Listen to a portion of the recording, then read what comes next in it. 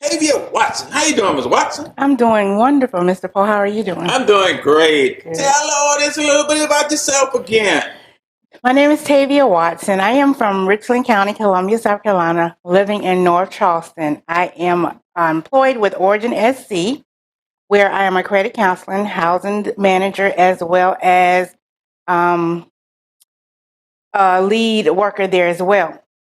So today, me and Mr. Paul have decided to come on to talk a little bit about wills. Yes, ma'am. We want to talk about will. That's something that's very important that we seem to take for granted. Why is will so important in our lives? To have a will is important because it's a legal document that kind of outlines what you want to happen after you are deceased, after you die. Your will is designed to create a pathway as to what you want your wishes to be once you have gone on and your family is back here to kind of take precedent over your property and your assets. Now, I know that we just had this pandemic that went on last year, and a lot of people died that probably didn't have wills. So, what would possibly happen if you don't have a will to your property? The question is always asked, how prepared can you be? If you don't have a will that's left to determine what happens, then your property, your asset will be in probate court.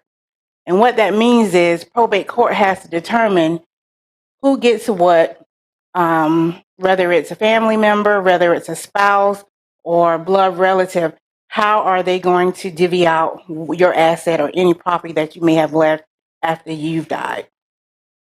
I know we've heard a lot of arguments, fights goes on because of these wills that's been made up because of the families not getting what they want, the family member. How big is it of that paperwork? It is very important to have a will. Oftentimes, if you don't have a will, it can cause a lot of confusion, heartaches, and pains between family members, just trying to disperse what is left. When you have a will, kind of outlines again what is definitely your plan after you have your time has expired here. So it kind of alleviate any problems between loved ones.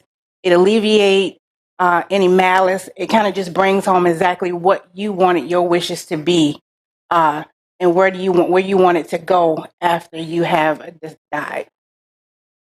Is it hard to make a will or to get a will made? It is not hard to make a will. I do agree that you should definitely consult with an attorney to have a will, so you can understand the process and having a will and how a will is designed to be carried out. You could talk. A will is very inexpensive, depending upon what's in the will, whether it's a living will, whether it's a trust. But at the end of the day, a will definitely should be in place with an attorney so it can be a legal document and filed properly. I know you mentioned something about a trust. What's the difference between a will and a trust? A will is, like I said, it's a document that's legal, is binding you to what you want to happen after you have died. A trust is more so a fiduciary relationship that you leave, and it can be formed whether you are when you're still living as well as your death. So what happens with the trust is if you have any properties that you want to leave to someone, you put it in a trust fund and you have a trustee over that account. And then funds or property is dispersed as directed. So, what are some of the conditions that must be formed when developing a will? Some of the conditions is definitely your blood relatives. You have to take in consideration what asset, whether it's a savings, whether it's a property, whether it's a money market account. The deal with a will is to definitely be precise as to where you want what funds to go where.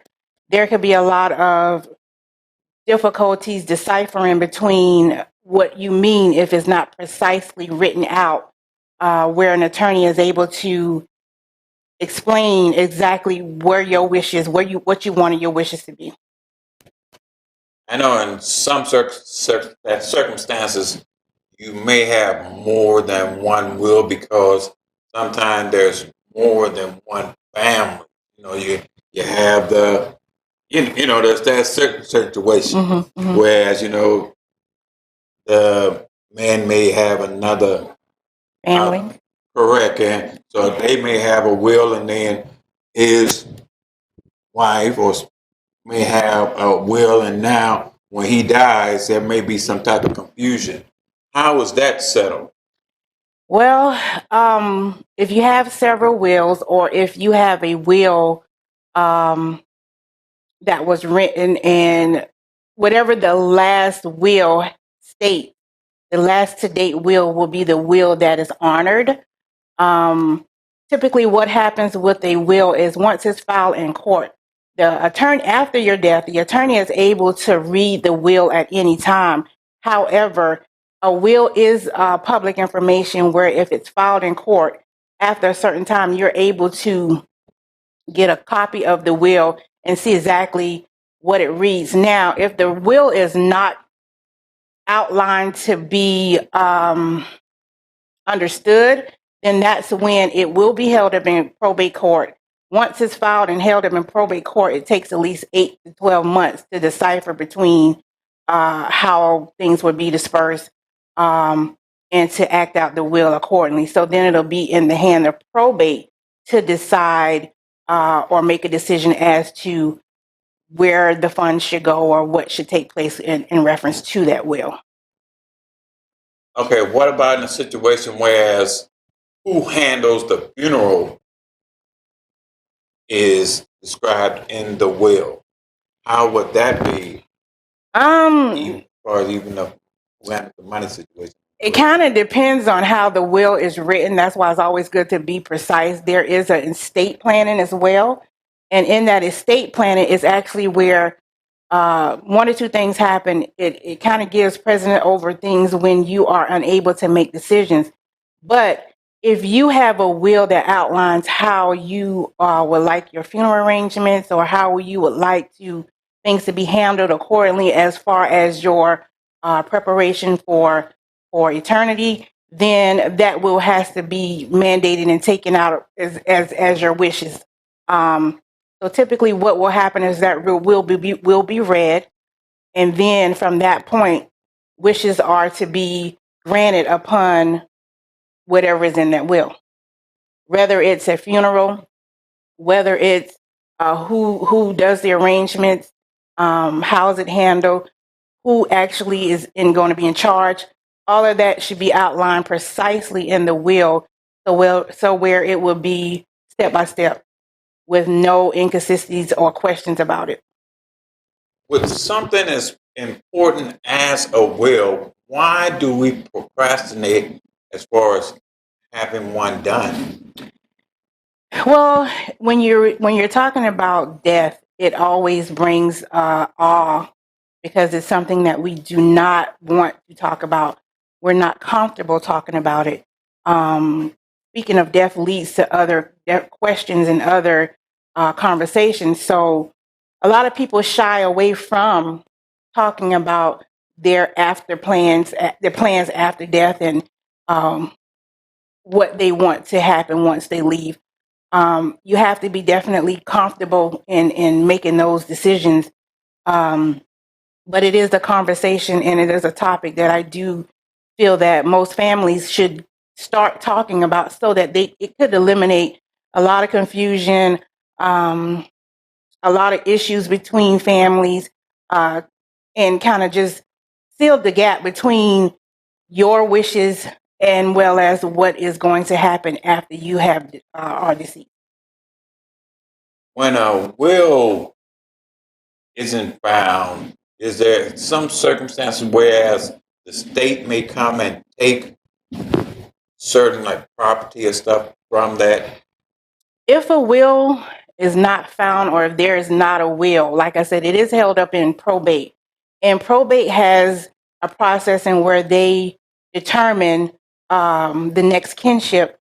If that next person or the next kinship doesn't do what is needed, oftentimes that property could be awarded to the state and sold through probate as just state property from the state. So I do recommend that if you do not have a will and and family members are interested in knowing what their rights are, definitely seek the probate system so that you'll know what your rights are and know where you stand as it relates to what's due or what's owed to you from inheriting what was left. I know we have a lot of children that they leave and they go to like other states and all that, and they're not really keeping up to date with other family members that in a certain location, and that death happens, and they kind of like just lose contact, and then that death happens. So how does someone be able to contact those next of kin? A lot of that information is public record. If it's not recorded, there is where you could open a file to have it researched or investigated. Um, I definitely recommend getting resources as to what you can do if you're not connected or you're not familiar with um, the next kinship or how closely related or what you are able to obtain from a loved one that has passed on. Um, like I said, a lot of people don't realize that public records and records that's held in probate are for the public to kind of research and see where they are in line of like getting property or if there's any money that may they've been inherited. There is also websites that you can kind of go on and see if there's any monies left, unclaimed cash that you are not aware of as well.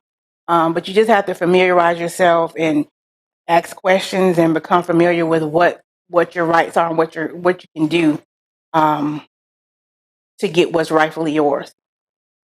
I know that on some of the bigger cases of the wills, like some of the cases like Anna Nicole Smith. Mm. Now, there was a case where she left a lot of that money to her daughter. Then they had to determine who was the father of that child in order for, you know what I'm saying, in order for that person to be responsible for that child's. Well, what I do know is that if you are a minor child and your parent, a loved one, passed away before you are the age of 18, your money is oftentimes your money is held in a trust where an agency or a conservatorship is over the money, and once you're 18, monies will be dispersed to you typically because you have been left that money from a parent. It oftentimes, I wouldn't say it does not have to have anything to do with the other parent, but for the most part, if you are a minor child, the monies is held in a trust, and the child is able to get that funds according after they're the age of 18. We talk a lot about goals and plans for people who have received stimulus checks. One of the things that I do encourage is if you had a chance to get a stimulus check or get monies that's out of the norm of your regular paycheck, you have to look at your short goals, your long goals, and determine what is best for your stimulus check. I do recommend for you to pay down debt, make a big purchase that's going to benefit you in the long run. Not only that, save your stimulus check. Save your stimulus check for unexpected expenses, for a rainy day, for anything related to any goals that you may have financially. But best practice is to either save it, pay down debt, or make a big purchase that you're going to be able to see where your money, where your stimulus check went. I know we hear this thing called FICA. That's the Fair Isaac Corporation called. And tell the audience a little bit about what that is and exactly how important that is in today's lending borrowing package. Absolutely. So the FICO, it stands for Fair and Isaac Corporation. How they came up with the FICO scoring system is that two gentlemen from California, Mr. Fair and Mr. Isaac, developed this grading score system that would allow lenders to see exactly what a potential buyer credit looks like their character. This score basically reports to the three credit bureaus, which is Equifax, Experian, and TransUnion. Now, there are other grade and score systems. However, FICO is used more so because they take the mid score of all three credit bureaus and they use that score to determine what your actual FICO score is. There are other grading scales like a Vantage score, but FICO score is your score that you will use if you're purchasing a house or making a big purchase where they're able to look at all three scores for the credit bureau. And when they look at your score, how does that determine how much you pay for that house? They look at your credit in sense of, I would say, the 5 C's of credit. Character tells them a little bit about they don't know you, so they're trying to see your credit history. How well have you improved your credit? Then they look at capacity. How well are you able to pay back the credit? They look at collateral. Do you have any asset? Do you have any savings to cover this potential loan if you're trying to get credit? And then they also look at the conditions. What's in the community? What's in the area? What's around us that gives them opportunity to look at an interest rate? Now, as it relates to interest rates, the higher your credit score, the better it is as far as interest rate and being able to afford to pay back the loan that you have obtained from these lenders. Now, do you feel like some of the companies use interest rates to fail you before you even made a purchase on an item? I guess the reason why I'm saying that is that they make the interest so high. It really depends on what product you're trying to purchase. There is a such thing as predatory lending, but there are laws that protect you from predatory lending as it relates to home loans. Now, if you're purchasing a car, that car dealer is more so trying to get more so a profit. So you have to pay close attention to the interest rates on what you're purchasing. If you have good credit or your credit is of a good score, then you can definitely anticipate having a lower interest rate. So mainly predatory lending are high-end credit card companies that charges a high interest rate. Definitely those companies related to check establishment places, title places, title max places. Those are where we call predatory lending. The interest rates on those loans can range from 300 to 500%. So we definitely encourage you to be cognizant as to what your credit score is, what your interest rate is, and also shop around. Don't just take the first offer that you have as it relates to purchasing a car or purchasing a home. You are able to shop around so that you can be able to get the best offer and what's affordable for you. And is it good to know that when you're making payments on these items, like a car or something like that, you kind of like paying on the interest and on the principal? And can you explain a little bit about that and how that company is going to get some of that make of your payment? Well, yes, when you're making a purchase, you do pay money on the principal as well as the interest. Now, you have to pay it on time in order to improve your credit. But when you're talking about interest, it's always good to pay a little more on the interest so that you can pay it down a little more, a little quicker, a little faster, and you would be able to have a little more wiggle room. So if you're making a big purchase and you want to either pay this account off early or increase your credit score, make sure you are paying a little more on the interest than just the minimum payment.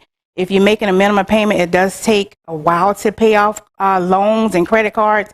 So rule of thumb is to pay more on the interest. And you also have to identify that you are paying on the interest, because if you don't, they will definitely apply it to the principal payment.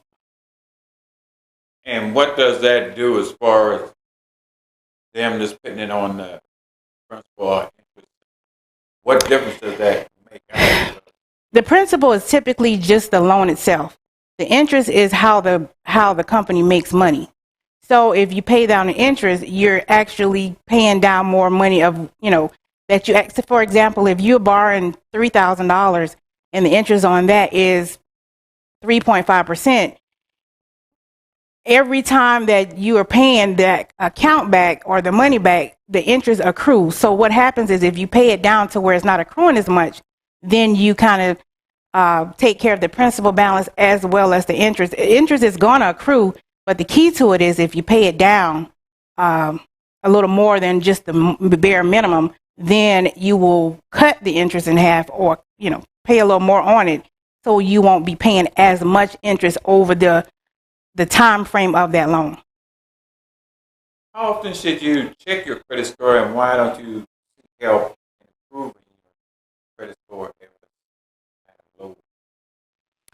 You can check your credit score or check your credit account by visiting www.annualcreditreport.com. You get one free credit report a year.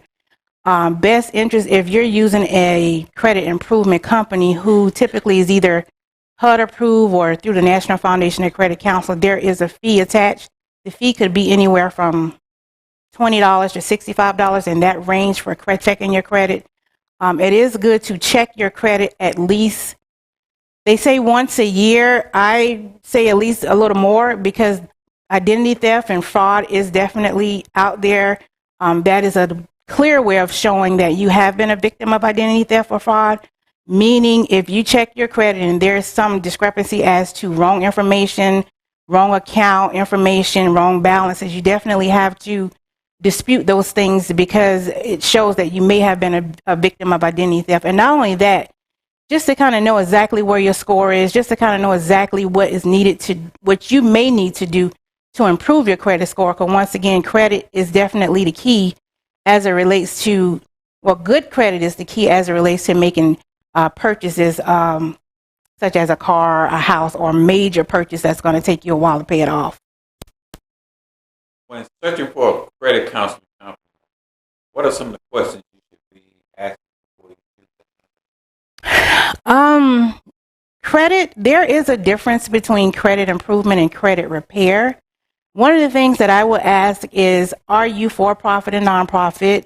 You can also ask, are you accredited? Are you affiliated with any type of National Foundation of Credit Counselor, or are you affiliated under the terms of HUD policy? You can ask, how can the agency help you improve your credit, and get a precise measure as to what they do to assist you in improving your credit, whether it is doing an action plan, whether it is developing goals, or following you from beginning to end. A lot of people do not understand the terms of how to improve their credit. So it kind of start off as being Greek to them, and they don't know. So it's always best to have a reputable company who's able to assist you, walking you from hand in hand, not only just to tell you what you need to do, but to show you, to educate you, so that whenever it comes up again, you will be educated on the things to do and not just someone verbally telling you what to do. Ms. Watson, what inspired you to want to become a credit Well, I have a bachelor's in education and a master's in counseling. And I feel that counseling is still in the area of human services, and my master's is in human service psychology counseling. So I believe that any ability to help anyone reach their potential is where you are doing your job. My mission definitely is to reach back and help someone. And it's always good to know that you've tried your best to help someone, either home ownership, whether it's just improving the credit or just providing information for them. So I believe that whether it's credit counseling or just counseling in general, it all is in the need of helping someone else. True or false?